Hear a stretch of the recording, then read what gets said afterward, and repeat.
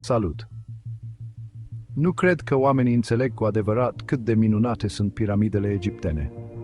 Hai să descoperim secretele lor antice. Aceste construcții uriașe, construite acum mai bine de 4500 de ani, nu sunt doar morminte pentru faraoni.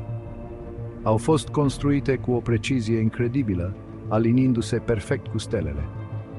Marea piramidă de la Giza, ultima dintre cele 7 minuni ale lumii antice care încă mai stă în picioare, i-a uimit pe istorici timp de secole. Și mai interesant e că Break Temple Edition. Muncitorii care le-au construit nu erau sclavi, ci meșteri pricepuți, mândri de munca lor. Și înăuntru, camere și pasaje ascunse încă mai păstrează povești nespuse, care așteaptă să fie descoperite. Dar de ce au fost construite aceste piramide cu atâta măreție? Mulți cred că erau o poartă către viața de apoi, asigurând nemurirea faraonilor. Piramidele egiptene sunt mai mult decât niște simple construcții din piatră. Sunt o dovadă a ingeniozității umane și a căutării eterne de cunoaștere.